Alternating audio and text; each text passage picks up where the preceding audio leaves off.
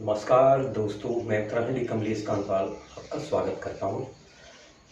बड़ी जोर से चर्चाएं आजकल देख रहा हूँ, ज़्यादातर ये सोशल नेटवर्क साइट जब से आए हुए हैं, इससे बहुत सी खबरें पता लगती हैं। महंगाई निश्चित तौर पर हुई है, इसमें कोई शक नहीं है। महंगाई हुई है, सिलेंडर जो है 1000 रुपये के ऊपर हो गया है, पेट्रोल डीजल के दाम बढ़ते जा रहे हैं। लेकिन क्या है, इसके पीछे कारण क्या है दोस्तों? एक तो पेट्रो प्रोडक्ट जो है वो हमारे कंट्रोल में नहीं है, हम बाहर से आयात करते हैं।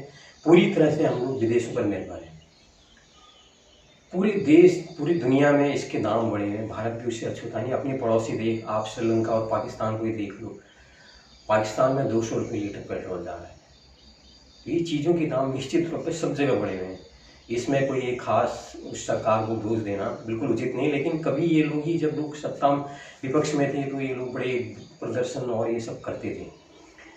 तो बात वही आती है कि आज गैस यूज़ करने वालों की संख्या बढ़ी है, खपत बढ़ी है।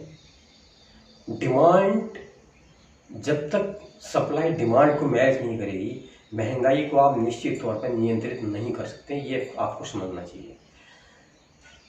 महंगाई को रोकने का एक ही तरीका है कि डिमांड को पूरा किया जाए।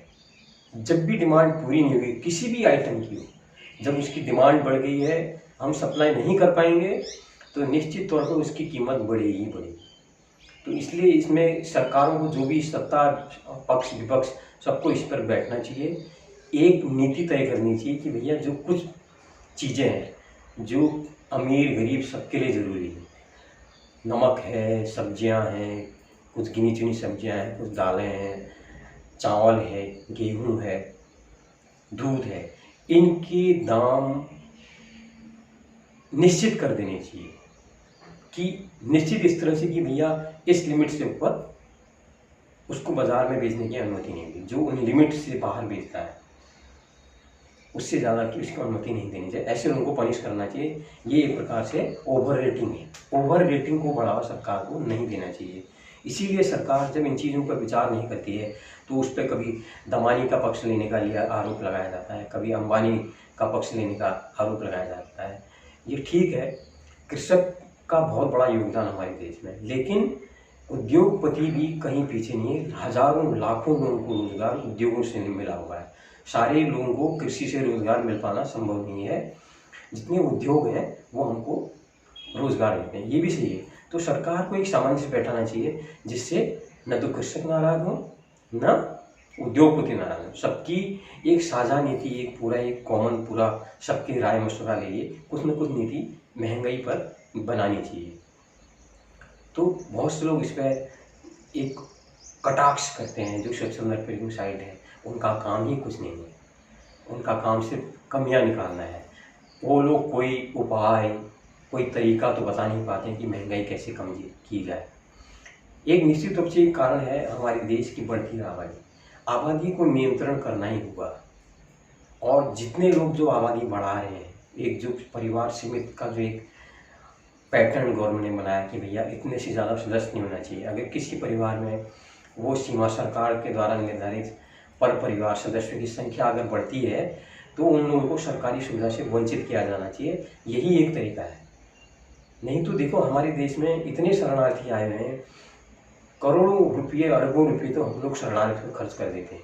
शरणार्थी की भी एक सीमा होती है, जो चाहे वो हिंदुस्तान में चले आ रहा है। यहाँ पर शरणार्थियों के लिए भी कोई नियम कानून नहीं है।